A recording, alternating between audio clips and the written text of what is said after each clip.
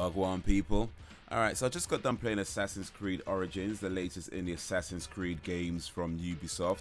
And I think I'll do a little bit of review in it, look up bits of thoughts on this game. Now, if you've been watching the live streams, or if you've seen any of the live streams there, and you probably already know what I'm about to say. I don't think it's going to come as much of a surprise to anybody who's seen the live streams. But for anybody who hasn't seen the live streams, or just for the sake of doing a review on the game, here's what I think of it. Now, the overall thoughts is that it's not a bad game. It's just not a very good game. I like the ancient Egypt setting, it's excellent, the graphics look fantastic, and just the whole idea of taking Assassin's Creed. And by the way, I'm not a big Assassin's Creed fan. I've played one of the games in its entirety, which was Assassin's Creed Chronicles China. It's the only one I played in its entirety. I've played Assassin's Creed Black Flag for about 20 or 30 minutes and I got bored.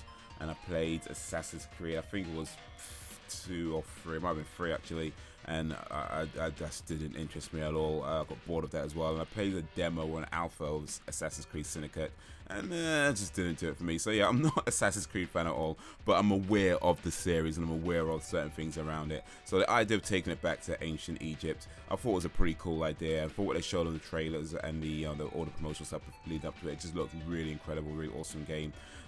Getting the game and playing it, however, yeah, maybe not quite. But yeah, it does a lot right. The graphics are fantastic. The voice acting is pretty damn good as well. I would say though that some of the accents, not all of the accents, but some of the accents are kind of like, yeah, I mean, look, I'm no expert on ancient Egypt, but I'm pretty sure, to some reasonable degree that they weren't talking with British accents, you know what I mean? But for the most part, I feel like the accents are what you might imagine ancient Egyptians sound like.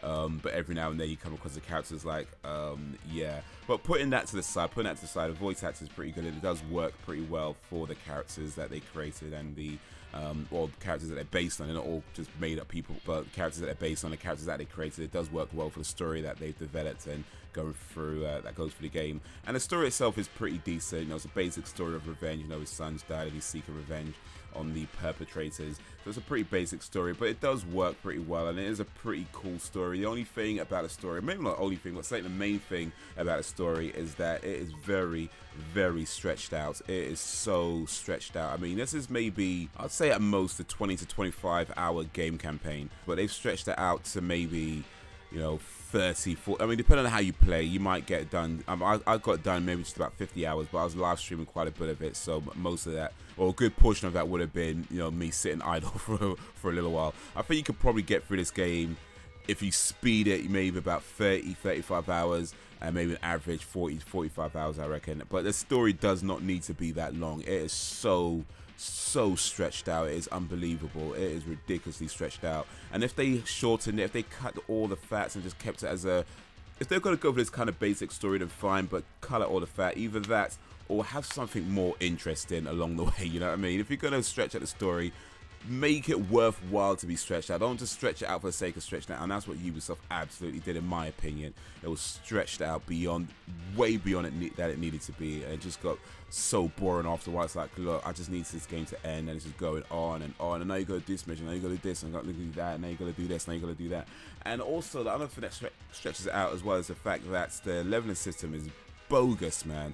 It's like you have this leveling system where, let's say for example, you need to be, or recommended level is 21 to do the next main mission, and you're a level 21, so you do the next main mission.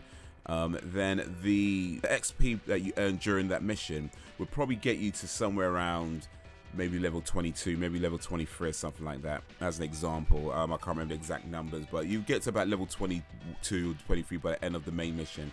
But then the next main mission would be suggested level 26, 27 or something like that. So you have to do a whole bunch of side quests along the way to level up so you could do the next mission. You can attempt them early, of course, if you want to, but you're probably not going to get very far because it's pretty much one-hit kills at that point, and you just jeez.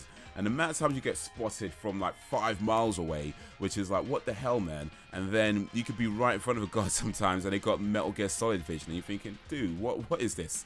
What kind of life is this? Either they can see you like right from a million miles away, or they can't see you right in front of you. It's like, what's going on here? You can sneak up from people from the side and they don't see you, or just a little bit in front of them and they don't see you. And other times it's like, oh, they're spotting you. It's like, where are they? There's no one around. You're getting spotted by. It's pretty broken in that respect.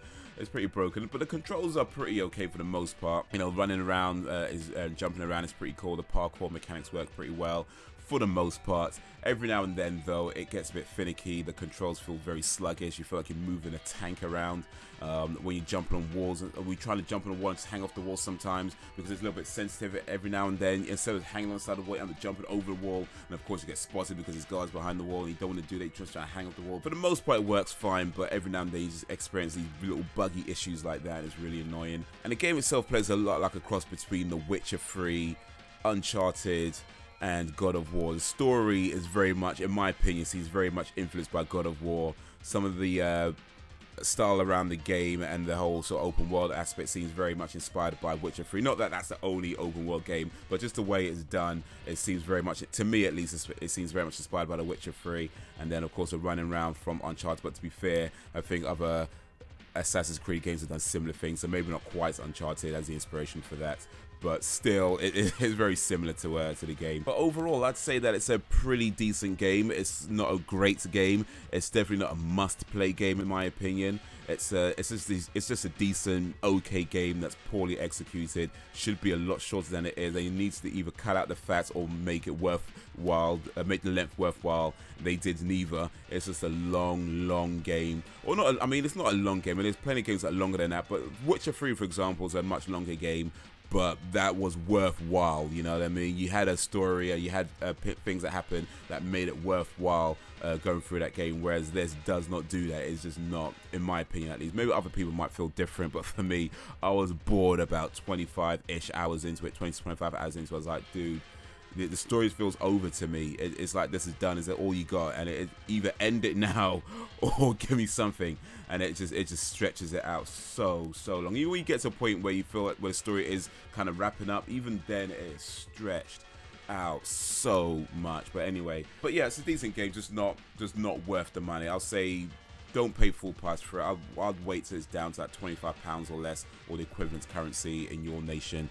Wait till it's just a bit cheaper. It's just not worth the full price in my opinion. But that is what I think of Assassin's Creed Origins. Have you played the game? Let me know what you think. Let me know if you agree, disagree, or something else. If you haven't played the game, let me know if this review has helped you in any way, if it helped you decide or not decide or anything like that. And if you like this video, give it a like and share it amongst your friends. If you did not like it, give it a dislike and share it amongst your enemies. You can check out more videos along the top. You can check out my comedy channel in the bottom right, and you can follow me around various places on the web in the bottom left, all links in the description. But that is all for now, so thank you for watching, and until whenever, if ever, I will not be triumphed over.